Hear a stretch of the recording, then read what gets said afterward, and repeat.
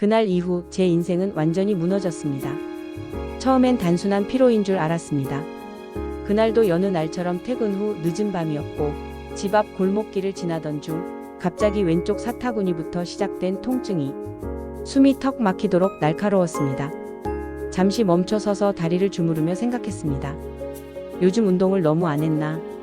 운전 오래 해서 그런가? 그냥 하루 피곤한 날일 뿐이라고. 그렇게 넘기고 잊었죠. 아니, 애써 무시했는지도 모르겠습니다. 제 이름은 김환진, 올해 49입니다. 서울 외곽의 작은 아파트에 살고 있는 평범한 남자. 고등학교 졸업 후 바로 세일즈를 시작했고 20해 넘도록 영업 외길을 걸어왔습니다. 하루 평균 만보는 기본이고 자동차 트렁크에는 늘 샘플 가방이 구겨져 있죠. 가끔 허리를 삐끗할 때도 있었고 무릎이 욱신거릴 때도 많았지만 그게 남자 인생이라 생각했습니다. 특히 우리 업계는 술이 빠질 수 없습니다. 거래처 접대, 회식, 파트너들과의 유대, 그 모든 게 결국 술잔 안에서 결정되는 게 현실이니까요. 저는 늘 그런 자리에서 중심에 있었고 내 주량쯤은 내가 안다며 소주 5병도 웃으며 넘기던 시절이었습니다. 그러다 보니 자연스레 집에는 늦게 들어갔고 아내와의 대화는 점점 줄어들었으며 아이들과 함께 저녁을 먹는 일도 드물었습니다. 그저 돈 벌어오는 가장이니까 이만하면 괜찮다고 스스로 위안하며 살았습니다. 하지만 몸은 달랐던 모양입니다. 가끔 계단을 오를 때 왼쪽 다리에서 뚝 하는 소리가 들리기 시작했고 장거리 운전을 한 날이면 사타구니와 엉덩이 부근이 타는 듯이 아파왔습니다. 회사 동료에게 말했더니 형, 그거 좌골신경통 아냐? 나도 그랬었어. 병원 갈 시간도 없이 진통제 하나 삼키고 또 하루를 뚝 잘라 내다시피 했죠. 아내가 먼저 알아챘습니다. 당신 다리 괜찮아? 요즘 절뚝거리는 것 같던데? 그때도 저는 웃으며 넘겼습니다. 에이, 그 정도로 아프진 않아. 그냥 쩔뚝이는 척 하는 거지. 그리고 속으로 생각했죠. 이 나이에 병원 가면 괜히 귀찮아지니까. 하지만 그건 오만이었습니다. 몸의 이상 신호를 무시한 대가가 그렇게 크고 깊은 상처가 되어 돌아올 줄은 몰랐습니다. 결정적인 날이 있었습니다. 영업 미팅을 마치고 나와 주차장으로 걸어가는데 갑자기 왼쪽 다리에 힘이 풀리면서 그 자리에 주저앉고 말았습니다. 허벅지 안쪽이 마치 부러지는 것처럼 아팠고 정말 숨도 제대로 쉴 수 없을 만큼의 고통이 밀려왔습니다. 주차장 한편에서 한참을 앉아 있다가 결국 아내에게 전화를 걸었죠. 나 좀 데리러 와줄 수 있어. 못 걷겠어. 그날 밤 처음으로 병원에 가게 됐습니다. 그것도 휠체어에 실려서 말이죠. 병원 진료실에서 MRI 결과를 받은 건 그 다음 날이었습니다. 정형외과 전문의가 조용히 말했습니다. 김환진 씨, 대퇴골두 무혈성 괴사입니다. 네. 뭐라고요? 고관절 부위의 뼈가 피가 통하지 않으면서 죽고 있어요. 순간 귀가 먹먹해졌습니다. 뼈가 죽는다는 말을 들은 건 처음이었습니다. 죽는다는 건 죽는다는 거니까요. 그게 내 몸 안에서 일어나고 있다니. 지금 뼈가 썩고 있다는 건가요? 의사는 고개를 끄덕이며 말했습니다. 쉽게 말하면 그렇습니다. 아직은 수술을 미루고 약물 치료와 체중 조절로 버텨볼 수 있지만 지금처럼 체중이 실리면 골두가 붕괴될 가능성이 높습니다. 그 말을 듣고도 한동안 현실감이 없었습니다. 의사 선생님의 말은 전문적이었지만 그 모든 단어가 저에게는 한 문장으로 들렸습니다. 곧 걷지 못하게 될 수도 있습니다. 그날 집에 돌아와 아내 앞에서는 아무렇지 않은 척 했습니다. 그냥 고관절 쪽에 염증이 좀 있다네. 하지만 새벽녘 저는 화장실에서 몰래 울고 말았습니다. 이제야 무서워졌습니다. 내가 정말 걷지 못하게 될까봐. 수술이 필요하다는 말에 당장 무릎이 꺾일 만큼 맥이 빠졌습니다. 수술이라는 단어 자체가 주는 무게가 그 순간 제 어깨를 짓눌렀습니다. 이게 정말 나한테 일어나는 일이 맞나? 이 나이에 양쪽 고관절을 인공관절로 교체해야 한다니요. 그것도 두 다리 모두 같은 시기에 말입니다. 하지만 더 무서웠던 건 그 결정을 스스로 내려야 했다는 사실이었습니다. 누군가가 정해주는 것도 아니고 의사가 강요하는 것도 아닌 저 자신의 선택. 김환진 씨, 결정은 신중히 하셔야 해요. 양쪽 다리를 한 번에 수술하면 회복도 힘들 수 있어요. 그래도 통증이 일상생활에 지장을 줄 정도면 수술을 미루는 것도 의미가 없을 수 있습니다. 의사는 최대한 중립적인 조언을 했지만 제 안은 이미 소란스러웠습니다. 수술 안 하면 못 걷게 될 수도 있다. 근데 양쪽 다리를 한꺼번에 수술한다고? 그럼 나는 앞으로 몇 개월간 아무것도 못하는 건가? 병실 창밖으로 노을이 지고 있었습니다. 그 붉은 하늘을 보며 저는 처음으로 죽음이라는 단어를 떠올렸습니다. 내가 이대로 쓰러지면 우리 가족은 어떻게 될까? 아직 둘째 딸은 중학생인데. 그날 밤 아내와 조용히 마주 앉았습니다. 나 수술 받아야 할 것 같아. 아내는 말없이 고개를 끄덕였고 한참을 아무 말도 하지 않았습니다. 그리고 조심스럽게 입을 열었습니다. 당신 무서운 거 알아. 근데 더 무서운 건 이 상태로 아무것도 안 하고 버티는 거야. 그 말에 저도 모르게 눈물이 흘렀습니다. 수술 전날 밤 딸아이가 손편지를 줬습니다. 아빠, 꼭 수술 잘 돼서 나랑 같이 공원 걷자. 예전처럼 말이야. 아빠 힘내. 내가 제일 사랑해. 그 손편지를 끌어안고 저는 병실 한켠에서 참 많이 울었습니다. 창피함도 자존심도 다 내려놨습니다. 그 순간은 그냥 아빠였으니까요. 수술 당일 파란 수술복을 입고 침대에 누웠을 때 심장이 그렇게 빠르게 뛴 적은 처음이었습니다. 간호사가 수액을 꽂으며 말했습니다. 괜찮으세요? 조금만 있으면 마취 들어갈 거예요. 저는 떨리는 목소리로 말했죠. 살아서 돌아올 수 있겠죠? 마취가 들어오고 세상이 천천히 어두워질 때 딱 한 사람의 얼굴만 떠올랐습니다. 다현아, 아빠 다시 걷게 해달라고 기도 좀 해줘라. 눈을 뜬 건 수술 후 회복실. 의식이 돌아오자마자 느낀 건 벅차오르는 통증과 함께 끝났다는 안도감이었습니다.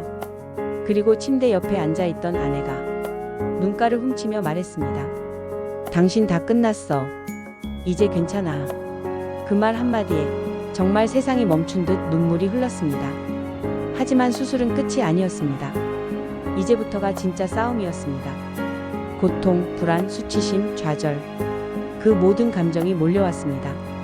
재활치료 첫날 물리치료사가 말했습니다. 오늘은 휠체어에서 일어나기만 해봅시다. 그 말을 듣고 의자에서 몸을 일으키려는데 정말 아무것도 안 되는 겁니다. 내 다리는 있는데 그 다리가 내 몸이 아닌 것 같았죠. 엉덩이 밑이 찌릿찌릿했고 허벅지는 불에 데인 듯이 아팠습니다. 땀이 주르륵 흐르고 숨이 가빠졌습니다. 결국 그대로 주저앉아 버렸습니다. 그때 저는 절망했습니다. 아, 나는 정말 다시 못 걷는 건가? 왜 하필 나야 왜? 저녁에 딸아이가 찾아왔습니다. 병실 문을 열고 들어오더니 밝게 웃으며 말했습니다. 아빠, 요가 선생님 왔어요. 그러더니 침대 옆에서 다리를 꼬고 앉아 간단한 스트레칭 동작을 보여주며 따라하라고 했습니다. 그 모습이 너무 귀여워서 저도 모르게 웃음이 터졌습니다. 아빠, 힘들어도 조금씩 하면 돼. 하루에 1cm씩만 움직여도 그게 걷는 거야. 그날 밤 저는 다시 결심했습니다. 내가 다시 걷는 이유는 이 아이를 위해서다. 그 후로 하루하루는 전쟁이었습니다. 일어나기, 앉기, 서기, 한 발 내딛기. 그 어떤 것도 쉬운 게 없었습니다. 그러나 저는 포기하지 않았습니다. 통증이 밀려오면 딸아이의 편지를 떠올렸고 지팡이의 의지에 한 발씩 나갈 때마다 가슴속엔 할 수 있다는 말을 되뇌었습니다. 그리고 어느 날 병실 복도 끝까지 혼자 걸었을 때 간호사가 말했습니다. 환진 씨, 이제 진짜 걷네요. 그 말에 저는 울었습니다. 진짜 다리에 힘이 풀리도록 울었습니다. 하지만 그건 시작에 불과했습니다. 이제 저는 퇴원을 앞두고 있었습니다. 집으로 돌아가야 할 시간. 그러나 여전히 두려웠습니다. 과연 내가 예전처럼 살 수 있을까? 다시 출근할 수 있을까? 사회에서, 가족에게 나는 여전히 쓸모 있는 사람일까? 그 모든 질문이 제 머릿속을 뒤흔들었습니다. 하지만 이제는 알고 있었습니다. 내가 두려움을 이겨낸다는 걸, 내가 다시 걸을 수 있다는 걸, 그리고 내가 나 자신을 포기하지 않았다는 걸. 퇴원하던 날 병실 창밖에는 늦가을 바람이 흩날리고 있었습니다. 짧게 잘린 머리카락, 헐렁해진 병원복, 그리고 오른손에 꼭 쥐어진 지팡이. 의사가 마지막으로 말했습니다. 지금부터가 진짜 시작입니다. 천천히, 아주 천천히 일상으로 복귀하세요. 복도 끝까지 걸으며 엘리베이터 앞에 섰을 때 다리에 힘이 풀릴까 두려워 지팡이를 꼭 움켜쥐고 있었죠. 아내가 제 옆에 다가와 조용히 말했습니다. 괜찮아. 지금 당신은 세상에서 가장 멋지게 걸어 나가는 중이야. 그 말에 웃음과 눈물이 함께 터졌습니다. 지팡이 짚은 한 걸음이 그 어떤 마라톤보다 값졌습니다. 집으로 돌아온 첫날 현관 앞 계단 3칸을 오르는 일이 그토록 버거울 줄은 몰랐습니다. 다현아, 아빠 여기 좀 잡아봐. 딸아이가 손을 내밀었고 그 조그만 손을 붙잡고 저는 다시 한번 천천히 삶의 문턱을 넘어섰습니다. 거실로 들어오자마자 제 자리가 어색해 보였습니다. 소파도 TV도 식탁도 모두 그 자리에 있었는데 무언가 낯설었습니다. 그건 아마도 제가 조금 달라졌기 때문이겠죠. 고통을 견디며 삶을 다시 바라보는 눈이 달라졌으니까요. 처음 몇 주는 외출이 쉽지 않았습니다. 동네 병원에 물리치료 받으러 가는 것도 큰 모험처럼 느껴졌고 지하철역 앞의 짧은 언덕길도 마치 히말라야처럼 버거웠습니다. 그러나 그 모든 걸 견딘 건 단 한 가지 이유였습니다. 다시 걷고 싶다. 내 두 다리로 내 인생을 다시 살아보고 싶다. 그래서 저는 매일 아침 스트레칭을 하고 단백질 위주의 식단을 챙기고 하루 10분이라도 걸으려 애썼습니다. 그리고 점점 제 몸이 바뀌기 시작했습니다. 예전보다 가벼워진 몸무게, 숨쉬기가 편해진 폐, 무엇보다 통증이 줄어든 고관절. 6개월이 지났습니다. 저는 지금 딸과 함께 공원을 걷습니다. 주말마다 둘이 나란히 걷다가 가끔은 벤치에 앉아 이야기합니다. 아빠, 이제 진짜 멀쩡해졌네. 그럼 아빠가 누군데? 한번 무너지긴 했지만 다시 일어난 사람이야. 그 아이의 눈빛에서 자랑스러움이 보일 때면 저는 속으로 조용히 읊조립니다. 살아있다는 건, 걷는다는 건 그 자체로 기적이구나. 직장에도 복귀했습니다. 영업 일은 하지 않지만 사무직으로 재배치돼 건강관리 상담 부서를 맡게 되었죠. 그리고 지금은 정말 놀라운 일 하나를 준비 중입니다. 건강관리사 자격증 시험. 저처럼 늦게 아픈 사람들에게 제 이야기를 전해주고 싶어서입니다. 무서워하지 말라고, 수술은 끝이 아니라고, 진짜 인생은 그 후부터 시작이라고요. 어느 날 병원 진료를 받으러 갔을 때 의사 선생님이 엑스레이를 보여주며 말했습니다. 이제 양쪽 다 대칭도 좋고 인공관절도 완벽하게 자리 잡았어요. 진짜 잘 회복하셨습니다. 저는 그 말을 듣고 말했습니다. 예전엔 뼈가 제 몸이었는데 이젠 마음이 제 몸을 움직입니다. 그 말에 의사 선생님이 웃더군요. 정신력이 뼈를 이겼네요. 지금 저는 술을 완전히 끊었습니다. 회사 회식 자리에선 자연스럽게 맹물 한 잔을 듭니다. 술 안 하세요? 네, 뼈가 싫어하더라고요. 그 말에 사람들이 웃습니다. 하지만 저는 진지합니다. 무너진 건 뼈였습니다. 그러나 다시 세운 건 제 의지였고 가족의 사랑이었고 제 안의 믿음이었습니다. 이 병은 누구에게나 올 수 있습니다. 그렇기에 절대 남의 이야기로 넘기면 안 됩니다. 술, 고지혈증, 비만, 그 작은 습관들이 우리 몸을, 뼈를 천천히 무너뜨릴 수 있습니다. 하지만 무너진다고 끝이 아닙니다.